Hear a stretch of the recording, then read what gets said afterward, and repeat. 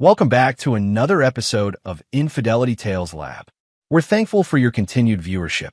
Before we begin, tell us, where in the world are you watching from? We love knowing our global reach. Now, let's dive into today's story. Chapter 1, Left Behind. The email arrived at 10:42 p.m., just as Noah Dalton was finishing his quarterly report.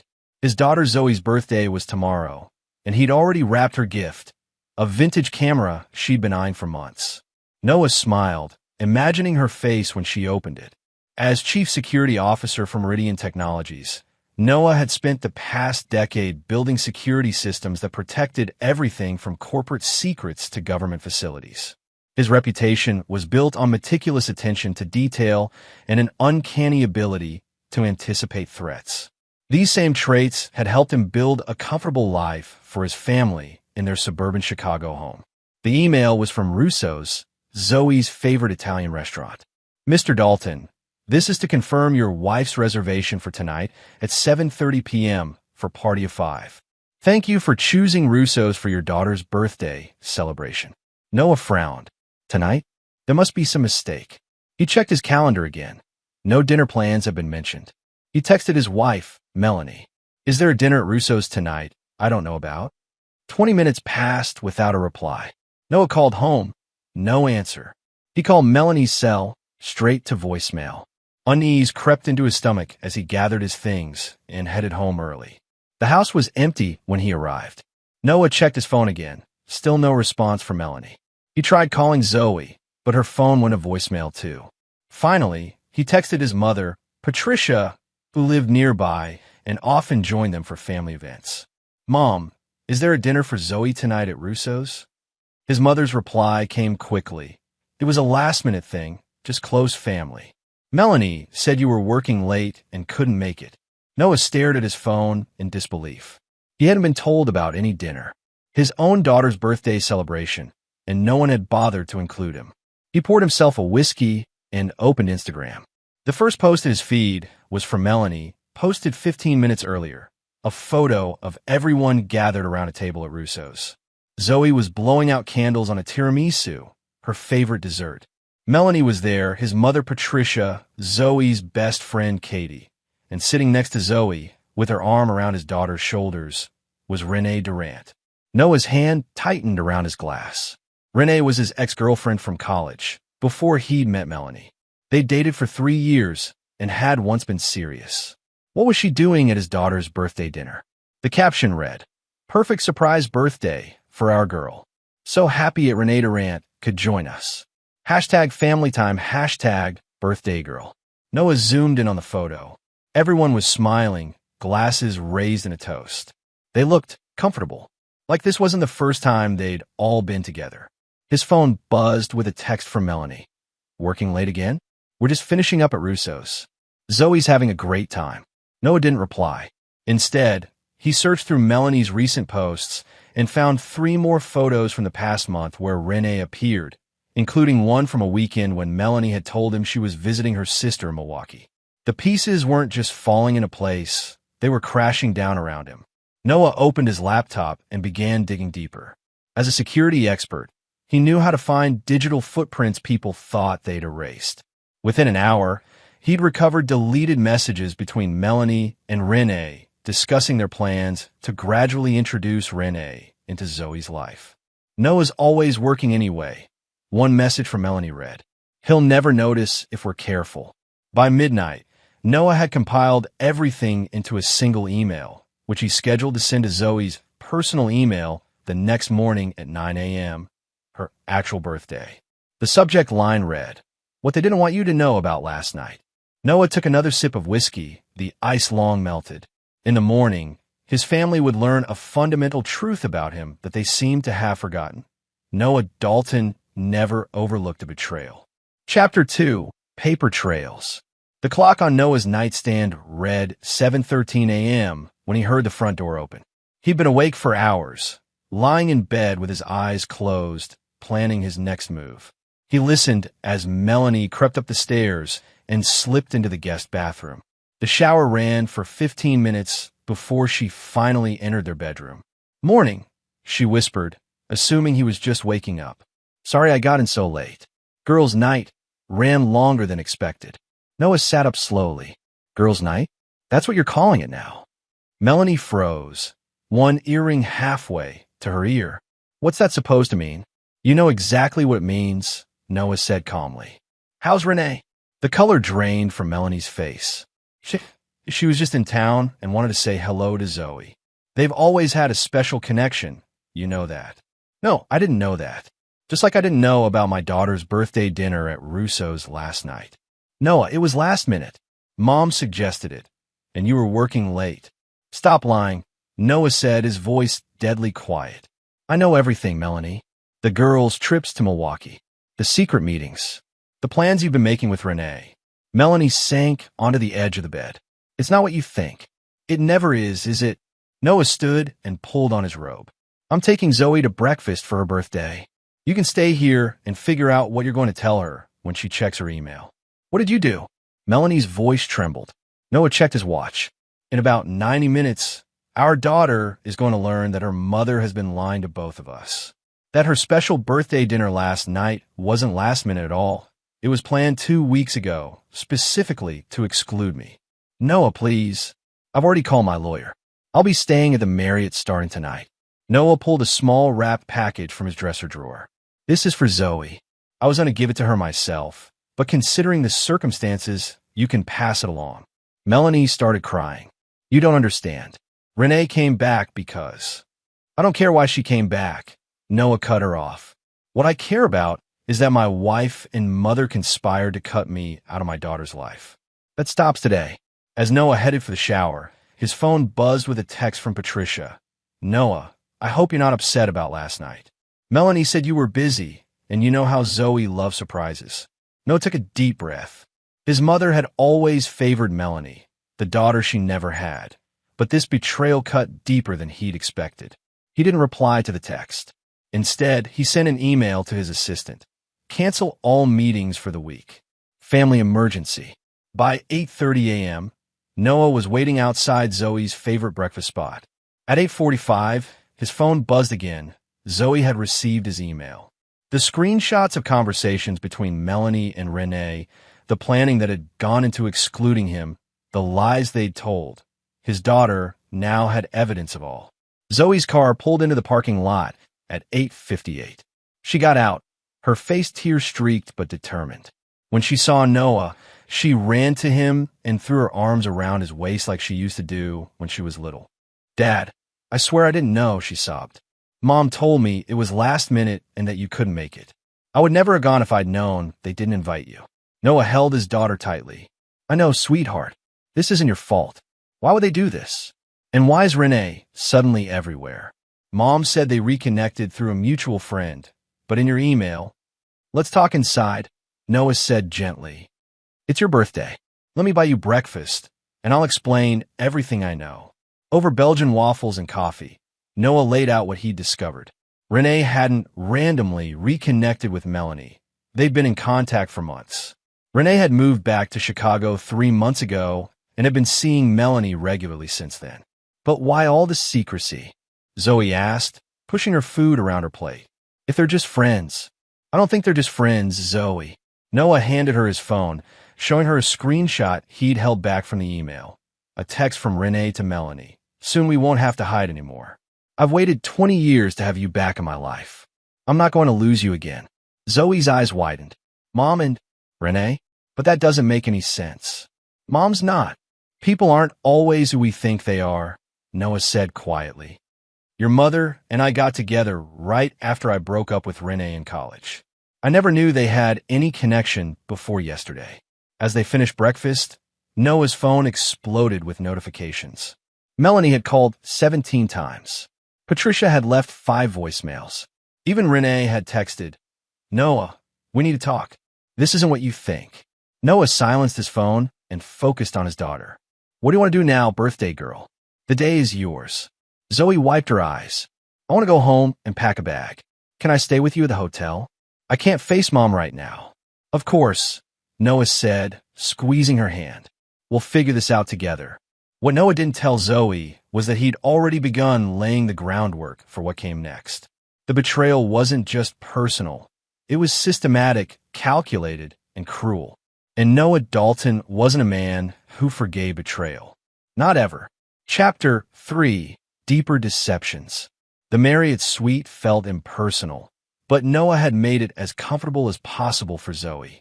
3 days had passed since her birthday, and the truth was still unfolding in painful layers.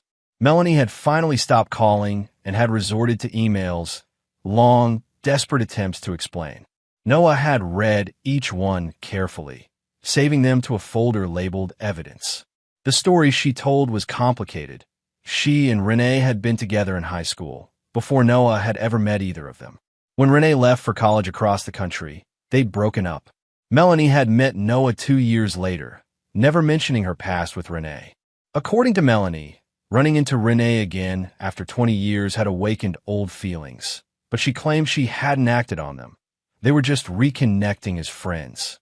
The birthday dinner exclusion was Renee's idea, a chance to surprise Zoe with her presence without the awkwardness of Noah being there. Absolute bullshit, Noah muttered as he closed the latest email. His own investigation told a different story. Noah's background in security meant he had contacts in digital forensics. A former colleague had helped him recover deleted messages from Melanie's cloud backup, messages that painted a far more damning picture. Melanie and Renee hadn't run into each other by chance.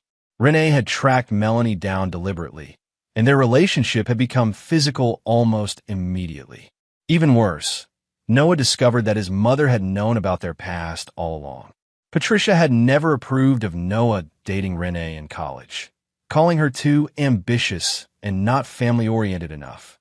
When Noah had brought Melanie home a year later, Patricia had welcomed her with open arms, never mentioning that she'd already known Melanie as her daughter's high school girlfriend. A knock at the door interrupted Noah's thoughts.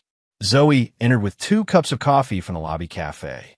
"Dad, we need to talk," she said, handing him a cup. "Mom's been texting me nonstop. She wants to meet, just her and me." Noah took a sip of coffee. "What do you want to do?" "I think I should hear her out," Zoe said, sitting on the edge of the bed. "But I don't trust her anymore."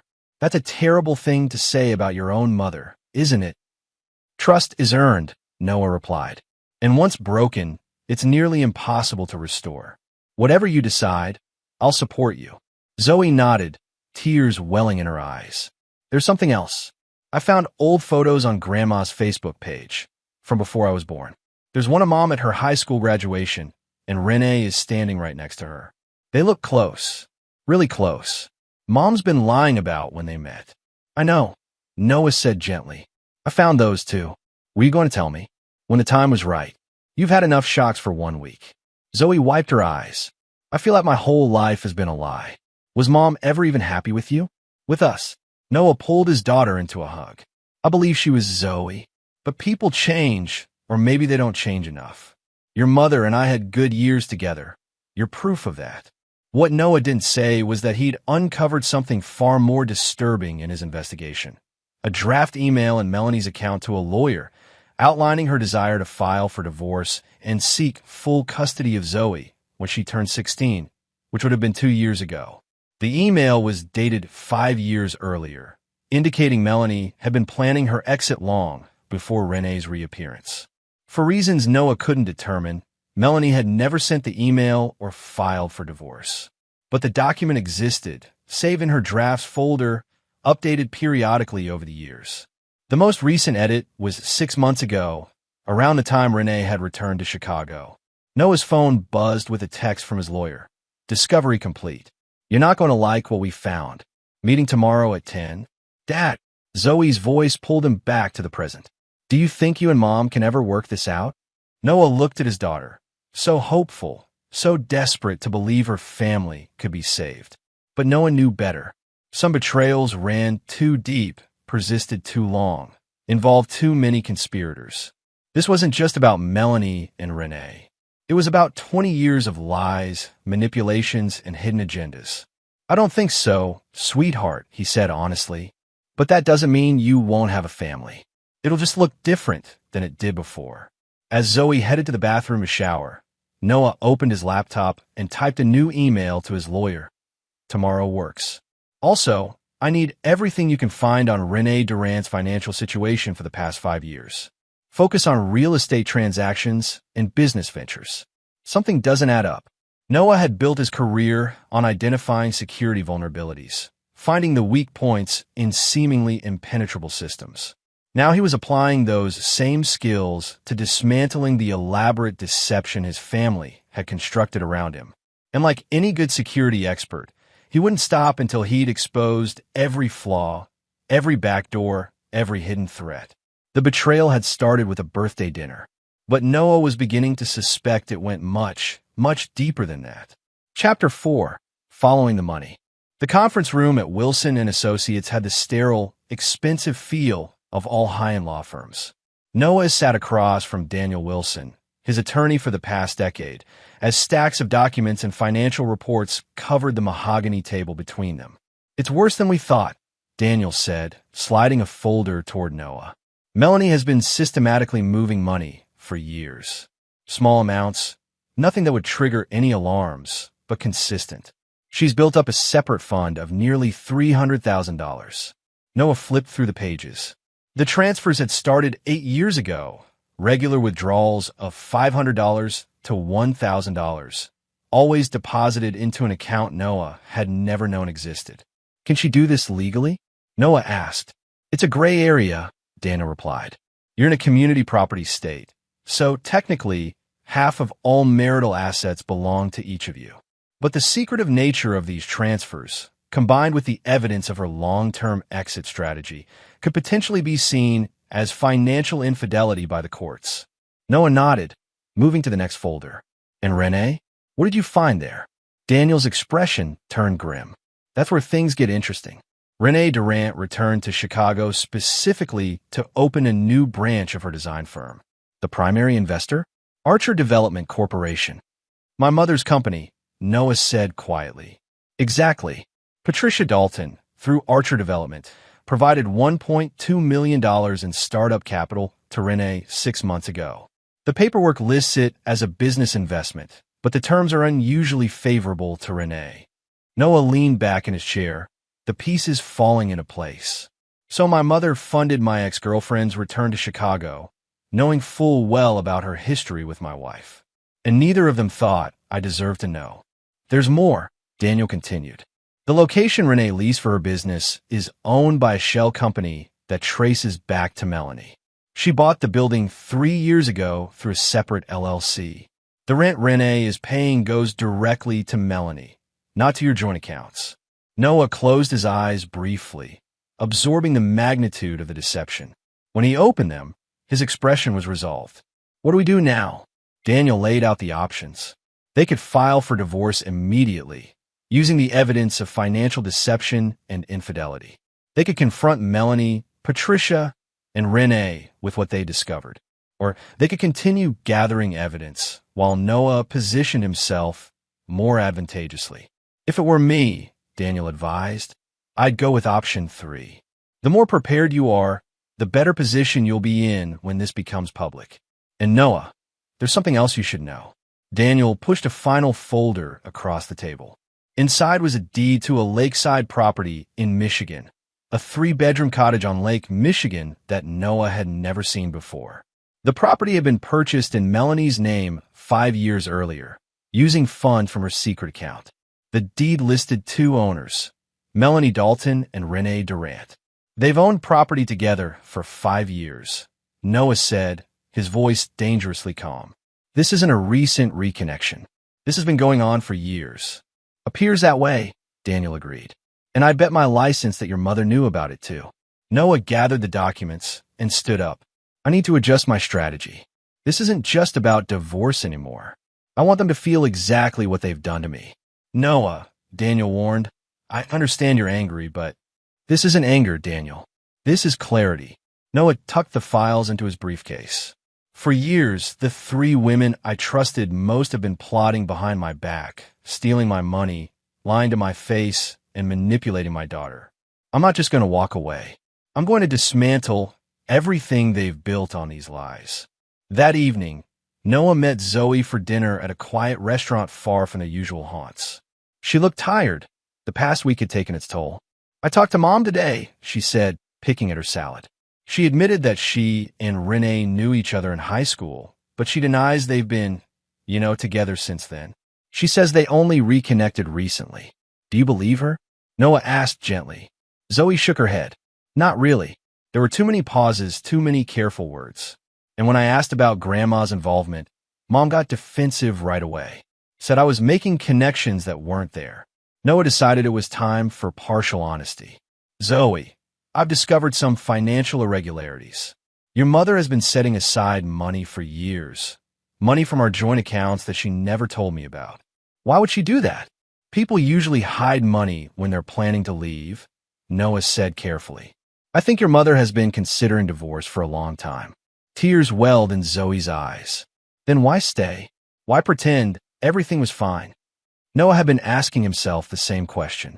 The answer, he suspected, had to do with Archer Development's complicated tax situation 5 years ago, a situation that had been resolved largely thanks to Noah's connections. Patricia had needed him then. Once that crisis passed, the plans to exclude him had accelerated. Sometimes people stay for practical reasons, Noah said, reaching across the table to squeeze his daughter's hand. It doesn't mean the good times weren't real. Zoe wiped her eyes. What happens now? Now, Noah said, we protect ourselves. I need you to promise me something, Zoe. Don't tell your mother or grandmother what we've discussed. Let them think you're still processing everything, still unsure what to believe. Can you do that? Zoe nodded slowly. You're planning something, aren't you? Noah thought about the lakeside property, the secret accounts, the years of deception orchestrated by the women who claimed to love him. I'm planning to make sure we both come out of this with what we deserve. Nothing more, nothing less. As they finished dinner, Noah's phone buzzed with a text from a number he didn't recognize. We need to talk. I can explain everything. Please, Noah. Renee. Noah showed the message to Zoe. What do you think? Should I hear what she has to say? Zoe's eyes hardened in a way that reminded Noah of himself. Absolutely. Get her side of the story. Just don't believe a word of it. Noah smiled for the first time in days. His daughter was stronger than he'd given her credit for. She would survive this. They both would. And when the dust settled, Melanie, Patricia, and Renee would understand exactly who they had chosen to betray. Chapter 5. The Lake House. The drive to Lake Michigan took just over 2 hours. Noah had told no one where he was going. Not Zoe, not his lawyer, certainly not Melanie or his mother. The only person who knew his destination was Renee herself, who had texted him the address after he'd agreed to meet. The Lake House. Saturday, 2 p.m. Come alone. I'll be there by myself. Noah had no intention of coming alone. In the passenger seat sat Calvin Russo, a private investigator he'd worked with on corporate cases and a friend he trusted implicitly. In the back seat was a small duffel containing recording equipment, cameras, and a laptop. Run through the plan again, Noah said as they neared the lake. Calvin nodded. I'll set up the equipment while you keep her talking. Michigan is a one-party consent state, so the recordings will be admissible if needed. Focus on getting her to confirm the timeline. When they reconnected, when your mother got involved, when the romantic relationship with Melanie resumed. Don't make accusations. Just let her talk. The lake house appeared around a bend in the road. A modern A-frame with large windows overlooking the water. It was more impressive than Noah had expected, easily worth over $1 million in today's market. His jaw tightened at the thought of how long this property had existed without his knowledge. That's a hell of a secret to keep, Calvin murmured. You sure you're ready for this? Noah parked down the road, out of sight from the house. I've been ready since I saw that birthday dinner photo. Wait 15 minutes, then come in through the back like we discussed. As Noah approached the front door, he took a deep breath and centered himself. The key to getting information was to appear vulnerable, maybe even slightly desperate. Renee had always responded to vulnerability. It was what had drawn her to him in college, before she'd decided his ambition outweighed his sensitivity. The door opened before he could knock. Renee stood there, unchanged in the essentials despite the 20 years since he'd last seen her. Her dark hair was shorter now, styled in an elegant bob that framed her face. She wore simple jeans and a sweater, but Noah recognized the cashmere blend, expensive like everything else about her new life. Noah, she said softly. Thank you for coming. He followed her inside, taking in the tasteful decor, minimal but luxurious. Through the large windows, Lake Michigan stretched out like a private ocean. Beautiful place, he said. You've done well for yourself. Renee gestured toward the sofa. Please sit. Can I get you anything? Water? Coffee? Something stronger. Just answers, Noah replied, remaining standing. Starting with how long you and Melanie have owned this place together. Renee's composure slipped for just a moment. She told you about the house. No one told me anything. I found out on my own, like I've had to do with everything else in my marriage, apparently. Renee sank onto the sofa. It's not what you think, Noah. Yes, Melanie and I have history, but stop. Noah interrupted, finally sitting across from her. I'm not here for more lies. I know you and Melanie were together in high school. I know my mother knew about your relationship back then. What I don't know is when you all decided I was the expendable one in this equation. Renee looked genuinely pained. That's not how it happened. Please, let me explain from the beginning. For the next 40 minutes, Noah listened as Renee unfolded a story 2 decades in the making. She and Melanie had been high school sweethearts, deeply in love, but afraid to be public in their conservative community. When Renee left for college in California, the distance and pressure from Melanie's family, particularly her religious father, had ended things. I moved on, Renee said. Had other relationships, built my career. When I met you in college, I had no idea you were from the same town as Melanie. Her last name was different then. She was Melanie Webb before her first marriage. First marriage? Noah interrupted. What are you talking about? Melanie was never married before me. Renee's eyes widened slightly. She never told you? She was married briefly at 19 to a local boy her father approved of. It lasted less than a year.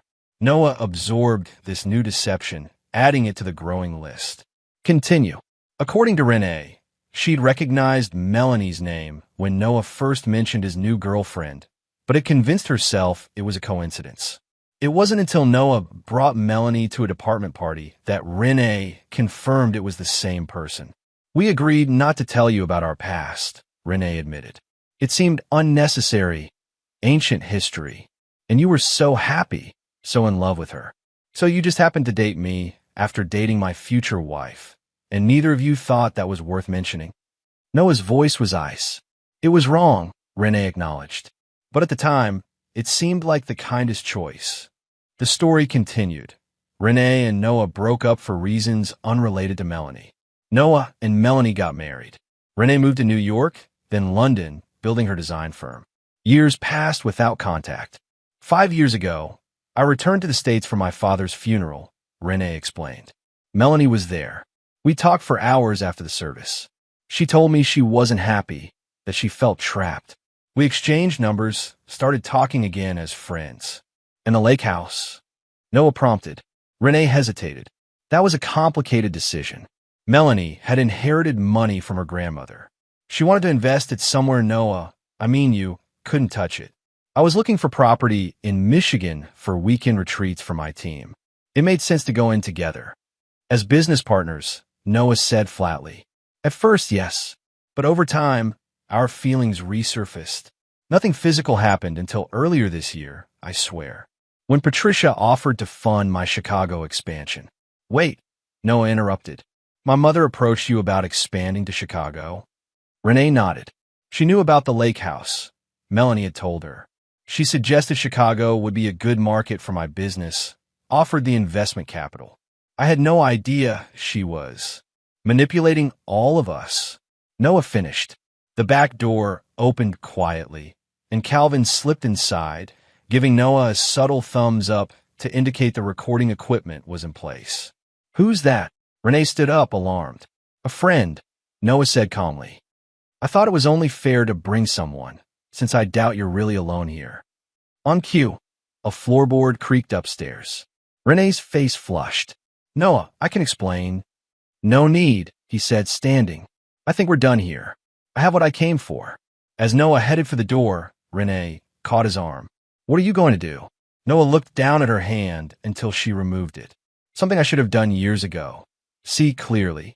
Tell Melanie I'll be filing divorce papers on Monday. And tell my mother her investment in your Chicago venture just became extremely high risk. Outside, Noah took a deep breath of cold lake air, the tension in his shoulders finally easing. Calvin joined him a minute later, equipment bag in hand. "We got it all," Calvin confirmed, including whoever was upstairs getting everything on video from their end. Noah nodded.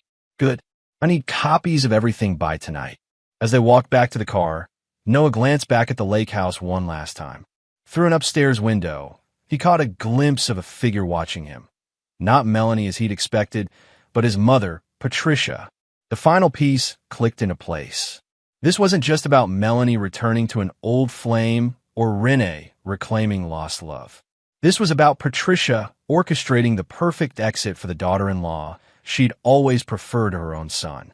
"Change of plans," Noah told Calvin as they got in the car. "I need you to dig into my mother's finances going back 20 years.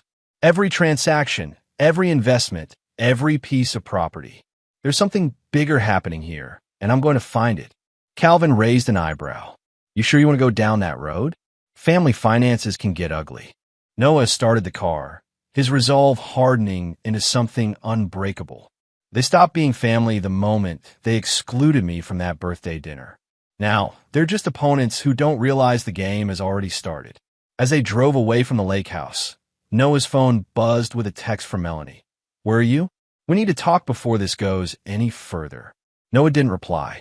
The time for talking was over. Now it was time for action. Chapter 6: Secrets and Lies. The law offices of Wilson and Associates hummed with activity on Monday morning as Noah sat with Daniel and their expanded legal team. The conference table was covered with documents, financial records, property deeds, incorporation papers, and transcripts from Noah's meeting with Renee at the lake house. "The recording is damning," Daniel said, sliding his legal pad toward Noah.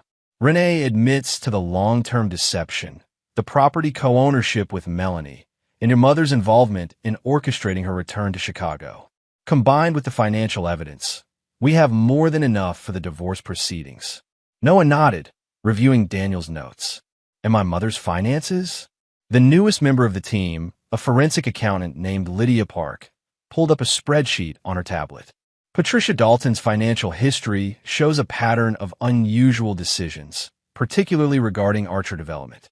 "The company has been structurally designed to minimize your involvement despite your significant contributions to its growth.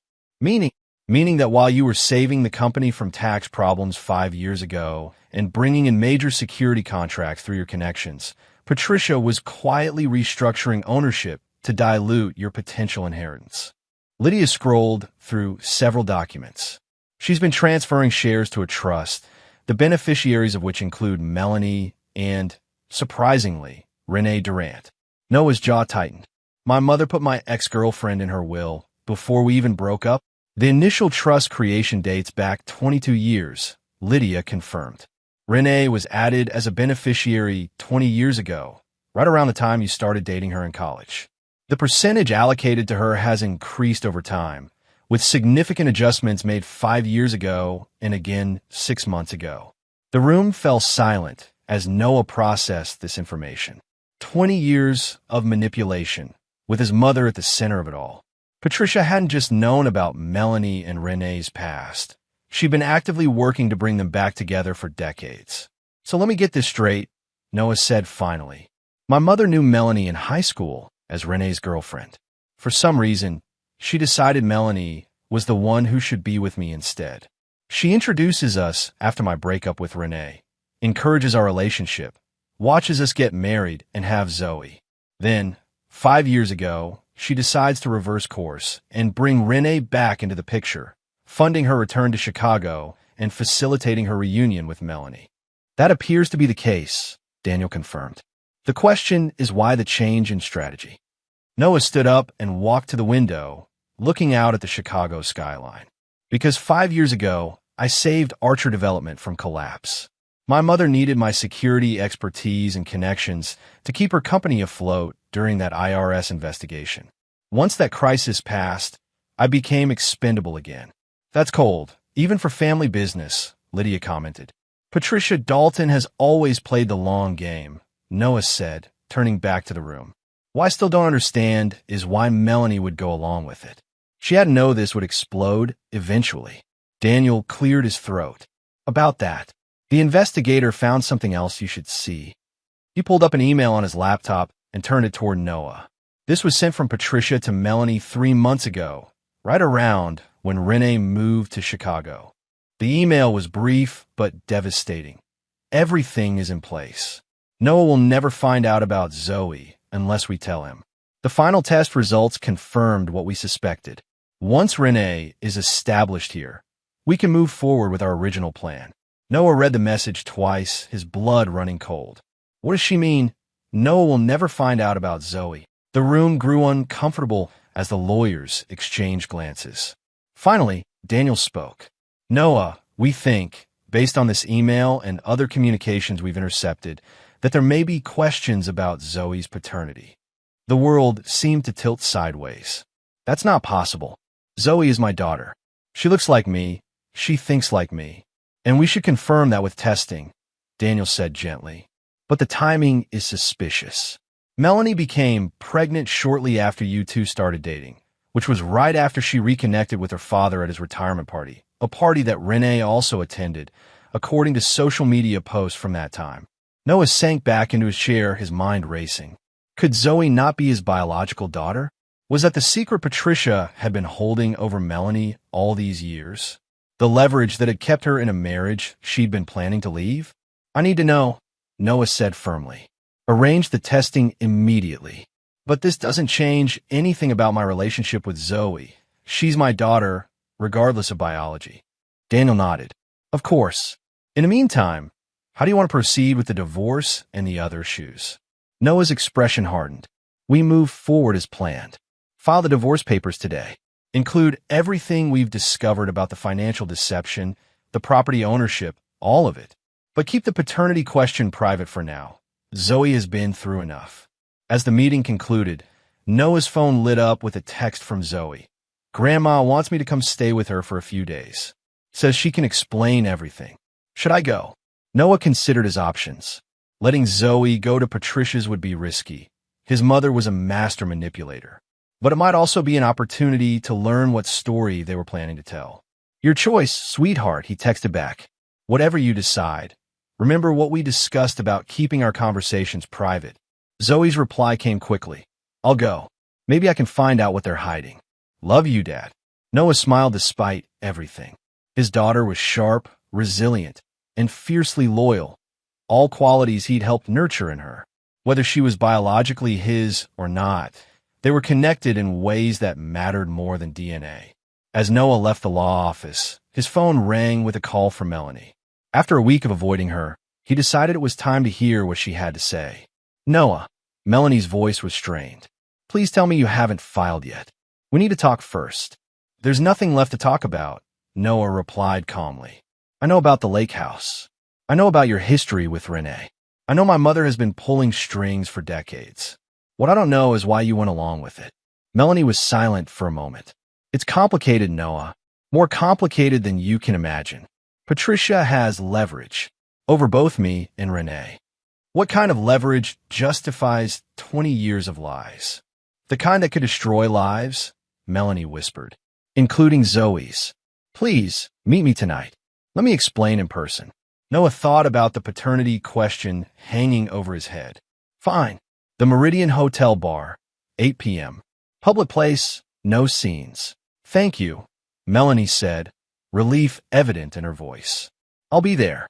As Noah hung up, he wondered what version of the truth Melanie would offer tonight. Would she confess to the paternity deception? Reveal what hold Patricia had over her and Renee? Whatever she said, Noah knew one thing for certain. The women who had conspired against him were finally starting to realize they'd underestimated him badly. The game they'd been playing for years was reaching its endgame. And Noah Dalton never lost when the stakes were this high. Chapter 7. The Truth Revealed. The Meridian Hotel Bar offered the perfect blend of privacy and public scrutiny. Noah arrived 30 minutes early, selecting a corner table with a clear view of the entrance. He ordered sparkling water and waited, reviewing the day's developments on his tablet. The divorce papers had been filed that afternoon. Daniel had message confirmation and noted that Melanie would be officially served tomorrow morning. The paternity test was scheduled for Wednesday, a simple cheek swab that would answer the question that had been haunting Noah since the meeting. At precisely 8 p.m., Melanie walked in. She wore a simple black dress and minimal makeup, her expression somber as she spotted Noah and made her way to his table. Noah noticed her hands trembling slightly as she sat down. "Thank you for meeting me," she said quietly. Noah nodded to the waiter, who brought Melanie's usual gin and tonic without being asked. "You said you had explanations." "I'm listening." Melanie took a deep breath. "First, you should know that I did love you, Noah. Our marriage wasn't a complete lie. There were good years, real ones." "Start at the beginning," Noah said, unmoved by her sentiment. "How did you and my mother arrange all this?" Melanie's eyes widened. "Is that what you think? That I conspired with Patricia from the start?" "Noah, your mother is the reason for all of this." "Explain." The story Melanie told was both simpler and more twisted than Noah had imagined. She and Renee had indeed been high school sweethearts, but their relationship had been discovered by Melanie's strictly religious father. In a small town where everyone knew everyone's business, the scandal had been devastating. "Patricia was on the church board with my father," Melanie explained. "She offered to help by sending me to a conversion therapy program she funded. My father agreed immediately." Noah's grip tightened on his water glass. "My mother funded conversion therapy? That doesn't sound like her." "Your mother has always cared about appearances above all else," Melanie said bitterly. "The program was brutal. 3 months of psychological torture disguised as healing. When I got out, I was a mess. I married the first boy who asked me, just to prove to everyone I was fixed." "Your first husband," Noah said. "Another detail you never shared. The marriage lasted 8 months. By then, Renee was at college in California, and I was alone. That's when Patricia approached me again, not to send me back to the program, but to offer me a job at her company. A fresh start." Noah began to see the pattern forming. "And that's where you were working when we met?" Melanie nodded. "Patricia introduced us at the company Christmas party. I had no idea you were her son until that night. And I definitely didn't know you were dating Renee at college. But you recognized her name when I mentioned her." "Yes," Melanie admitted. "And I should have said something then, but I was terrified. Patricia made it very clear that if I ever mentioned my past lifestyle or my connection to Renee, she would make sure everyone knew about the conversion therapy, the failed marriage, all of it. My family would have disowned me completely." Noah processed this information, trying to separate truth from manipulation.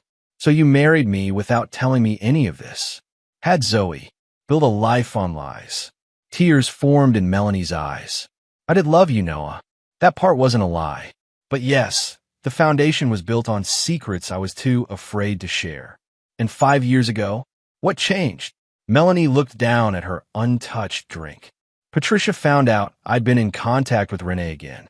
After her father's funeral, we'd started talking occasionally, just as friends. Patricia threatened to tell you everything unless I agreed to her plan. Which was, she wanted me to eventually leave you for Renee. She'd been planning it for years, setting up the trust, changing her will, creating conditions where you would be completely cut out of the Dalton legacy." Noah laughed humorlessly. "Why? What did I ever do to make my own mother hate me this much?" Melanie finally met his eyes. "You look like him, talk like him, think like him. Every day, you reminded her of your father." The pieces clicked into place. Noah's father had left when he was 10, abandoning the family for a new life in Europe. Patricia never spoke of him, had removed every photograph from their home. Noah had always assumed it was from the pain of betrayal, but now he wondered if there was more to the story. "My father," Noah said slowly. "What does he have to do with this?" "Everything," Melanie whispered. "He's the reason Patricia is obsessed with controlling everyone's lives. He left her for another man, Noah. Her entire crusade against same-sex relationships stems from that betrayal.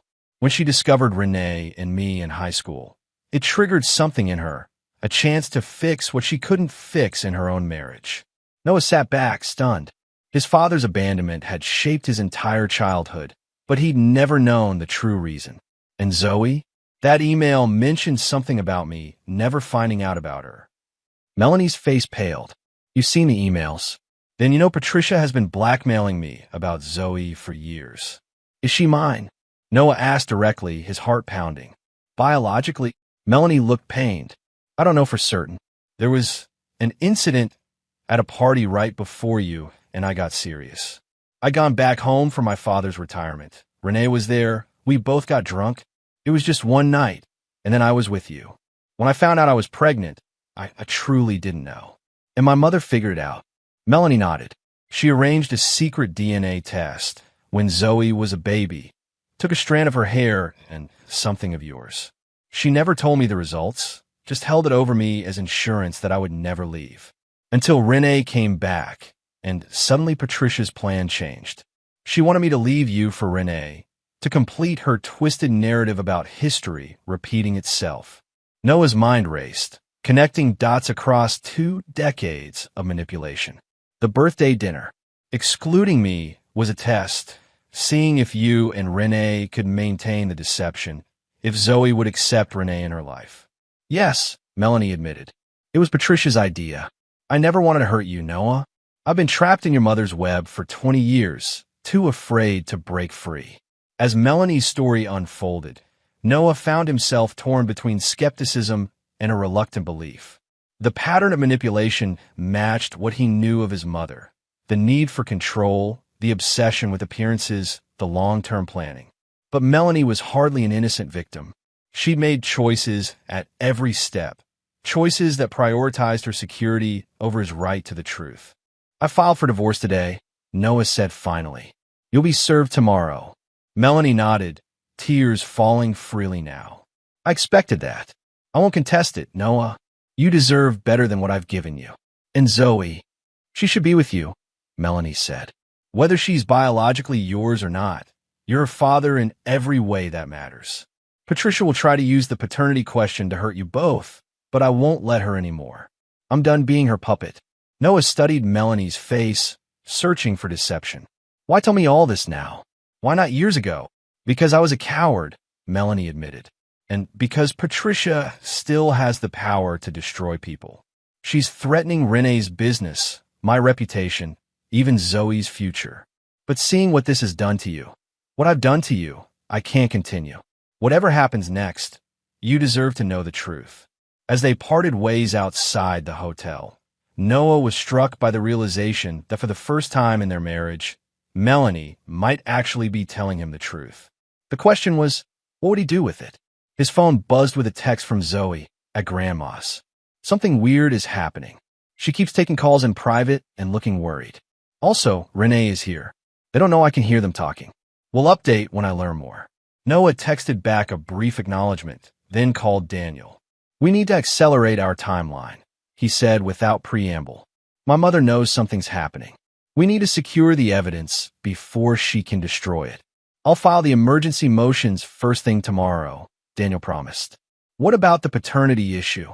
Noah thought about Zoe, her intelligence, her loyalty, her strength. I'm still doing the test on Wednesday, but it doesn't change anything. Zoe is my daughter, and I'm going to make sure Patricia never gets the chance to use that against either of us again. As Noah drove back to his hotel, he felt a clarity he hadn't experienced in years. The women who had conspired to control his life had underestimated him at every turn. They'd assumed his devotion to his family made him blind, his trust made him weak. They were about to learn just how wrong they'd been. The reckoning was coming, and Noah Dalton would be the one controlling the narrative from now on. Chapter 8. Checkmate. The next 48 hours unfolded with the precision of a military operation.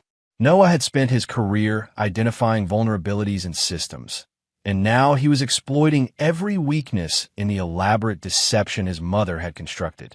By Tuesday afternoon, the emergency court orders had been granted. Financial accounts were frozen, including Patricia's personal accounts and the questionable trust she'd established. Melanie had been served with divorce papers, which she'd accepted without protest. Most critically, Noah had secured a temporary restraining order preventing Patricia from making any changes to Archer Development's structure or assets. She's panicking, Calvin reported, showing Noah surveillance photos of Patricia entering and exiting her attorney's office twice in one day.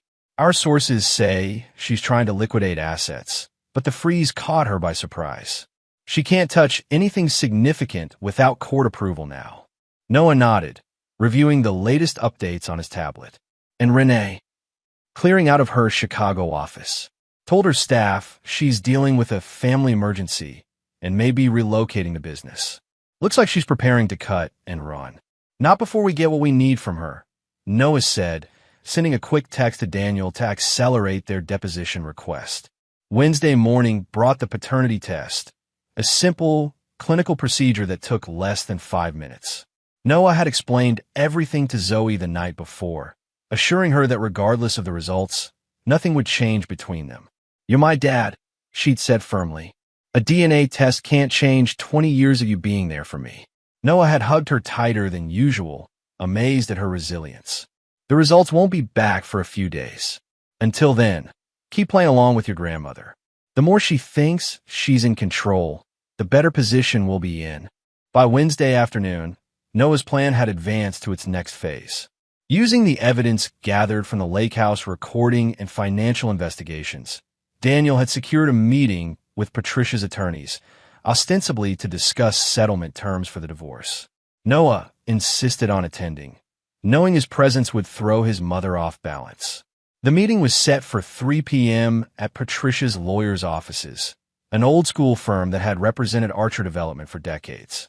When Noah walked in, flanked by Daniel and 2 forensic accountants, the atmosphere shifted immediately. Patricia sat at the head of the conference table, her posture rigid, her face a mask of cold fury. Her 3 attorneys looked nervous, papers spread before them in disarray. "Noah," Patricia said coldly, "I didn't expect you to attend. These matters are usually handled by counsel." "I wouldn't miss it, Mother," Noah replied, taking a seat directly across from her. "After all, we're discussing the dismantling of a 20-year conspiracy. I thought the architect should be present." Patricia's eyes narrowed. "I don't know what Melanie has told you, but let's not waste time with denials," Noah interrupted. "We have the emails, the financial records, the recordings from the lake house. We know everything. The conversion therapy program you funded, the blackmail, the paternity questions, all of it." The color drained from Patricia's face. "Whatever you think you know." Daniel placed a thick folder on the table. "Mrs. Dalton, we've filed motions to investigate Archer Development for fraud, misappropriation of funds, and tax evasion. The preliminary hearing is scheduled for Monday. Given the evidence we've compiled, the court will likely appoint a receiver to take control of the company, pending the outcome." Patricia's lead attorney leaned toward her, whispering urgently. She waved him away. "This is absurd. You can't possibly have grounds for such accusations." "Actually, we do," Noah said calmly. 5 years ago, when I helped you solve the IRS problems, I documented everything, including the questionable accounting practices you insisted on maintaining. I kept copies of everything, expecting I might need them someday. Turns out I was right." Patricia's composure cracked slightly. "You would destroy your family's company out of spite?" "Family," Noah laughed. "You spent 20 years trying to erase me from the Dalton legacy. You manipulated my wife, lied about my daughter, and funded the return of my ex-girlfriend to ensure I would be humiliated and excluded. You don't get to claim family loyalty now." For the next hour, Daniel methodically outlined their terms. Patricia would resign as CEO of Archer Development, transferring control to a board-approved successor. She would dissolve the trust benefiting Melanie and Renee, and acknowledge Noah as the rightful heir to the Dalton estate. Most importantly, she would sign a legally binding statement confirming that any paternity questions regarding Zoe had been definitively answered. Noah was her father, biologically and legally. "And if I refuse?" Patricia asked, her voice dangerously quiet. Noah leaned forward. "Then on Monday, I'll provide evidence to federal prosecutors showing how you misappropriated company funds to finance your personal vendetta, including the conversion therapy program you secretly funded." By Monday evening, Your name will be associated with financial fraud and psychological torture of LGBTQ plus youth. Your carefully constructed reputation will be in tatters. Patricia stared at her son, searching for weakness. Finding none, she turned to her attorneys. Give us the room. I need to speak with Noah alone. When everyone had filed out, Patricia's mask finally dropped. You have no idea what you're doing. The things I've protected you from. What? Noah challenged. The truth about Dad? That he left you for a man? I've known for years, Mother. I hired investigators a decade ago to find him. Patricia froze. You found William? In Barcelona, living a quiet life with his partner of 30 years. He told me everything. How you threatened to destroy him if he ever contacted me. How you used your family's money to strip him of parental rights. Noah's voice remained steady. He wanted to be part of my life. You made that impossible. He abandoned us, Patricia hissed. He escaped you, Noah corrected. Just like I'm doing now. Just like Melanie tried to do. Just like anyone with sense would do when they realize what you really are. Patricia's hands trembled slightly as she reached for her water glass. You think Melanie is some innocent victim in all this? She made her choices, Noah. She could have told you the truth at any point. You're right. And she'll face consequences for those choices in the divorce. But you're the architect of this whole twisted plan. You saw a chance to control someone else's life the way you couldn't control Dad's, and you took it. For a moment, Patricia looked her age, the carefully maintained facade cracking to reveal the bitterness beneath. You have no idea what it was like. The humiliation, the whispers. I protected our family name. No, Noah said quietly. You protected your pride. And you used me, Melanie, and even Zoe as pawns in your private war against reality. Patricia's eyes hardened. Zoe, you still think she's yours, don't you? Even after everything you've discovered? Noah smiled coldly. That's your last card, isn't it? The DNA test results you've been holding over Melanie all these years? I had Zoe tested yesterday. We'll have results in a few days. But here's what you never understood, Mother. It doesn't matter. Zoe is my daughter. I raised her, loved her, shaped her into the amazing person she is. Biology is irrelevant. You sound just like your father, Patricia said, the words dripping with disdain. Thank you, Noah replied sincerely. That's the first compliment you've given me in years. He stood and walked to the door, pausing with his hand on the knob. You have until 9 a.m. tomorrow to sign the agreement. After that, we proceed with the fraud investigation. Your choice. As Noah walked out, he felt 20 years of tension release from his shoulders. Whatever Patricia decided, he had already won the most important battle. He was free of her manipulation at last. His phone buzzed with a text from Zoe. Grandma just called the house in a panic. What did you do? Noah smiled as he replied. Just had an honest conversation with her for the first time in decades. How do you feel about visiting Barcelona this summer? There's someone I'd like you to meet. Chapter 9. The Forward Path. The paternity test results arrived on Friday morning. A simple email with an attachment that would confirm or rewrite Noah's understanding of his family. He sat alone in his hotel suite, finger hovering over the download button, suddenly uncertain if he wanted to know. His phone rang, Zoe calling. He answered immediately. Dad, did you get the results? Just now, Noah admitted. I haven't opened them yet. Zoe was quiet for a moment. Are you scared? A little, Noah confessed. Not about what they'll say, but about how I'll feel when I see them in black and white. Open it, Zoe said firmly. Whatever it says, we'll deal with it together. Put on speaker, so I can hear. Noah smiled at his daughter's strength, so like his own. He downloaded the file and opened it, scanning quickly for the conclusion. Probability of paternity, 99.99%, he read aloud, relief washing over him. You're biologically mine, Zoe. Her joyful whoop made him laugh. I knew it. I told you those eye crinkles when we smile couldn't be a coincidence. Your grandmother lied about this too, Noah said, scrolling through the detailed results. All those years of holding this over your mother, and it was never even true. Grandma signed the papers, Zoe informed him. Her lawyer delivered them this morning. She's stepping down from Archer Development next week. Mom says she's planning to move to Arizona, something about a wellness retreat she owns there. Noah wasn't surprised. Patricia would never allow herself to face the social consequences of her actions in Chicago. She would reinvent herself somewhere new, crafting another carefully controlled narrative where she was the hero of her own story. "How's your mom doing?" Noah asked, surprising himself with a genuine concern in his voice. "Better, I think," Zoe said cautiously. "She's been talking more honestly since she moved out. She told me everything about her and Renee in high school, about Grandma's manipulation, all of it. She knows she messed up by not telling you the truth years ago. And Renee, gone. Mom says she left for London yesterday.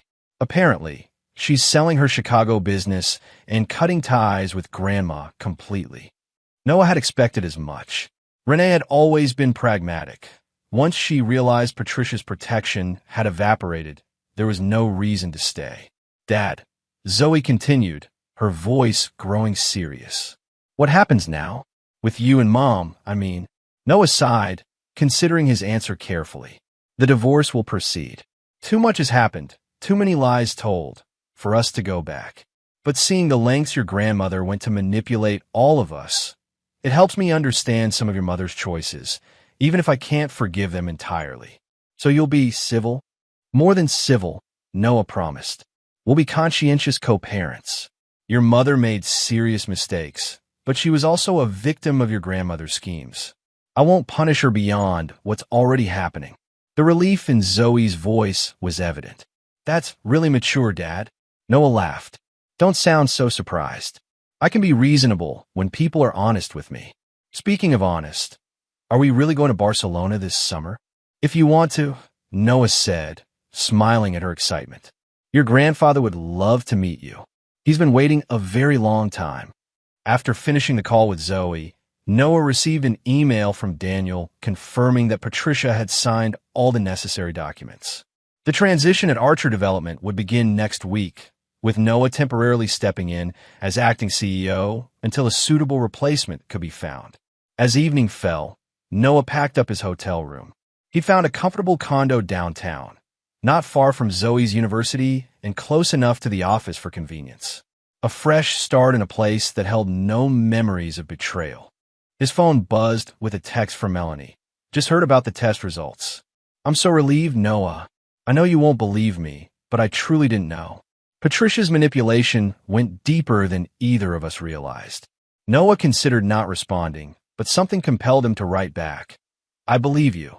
That doesn't change what happened, but it helps explain it. Take care of yourself, Melanie." As he finished packing, Noah reflected on the past 2 weeks, how quickly his entire life had unraveled and then restructured itself around the truth. The birthday dinner that had excluded him had been meant as the beginning of his humiliation. Instead, it had become the catalyst for his liberation. His phone rang one last time, an international number he recognized immediately. "Noah," his father's voice came through, warm and slightly accented after decades in Spain. "I've just heard from your lawyer. Is it really over? Has she finally let go?" "It's over, Dad," Noah confirmed, feeling a weight lift from his chest as he said the words.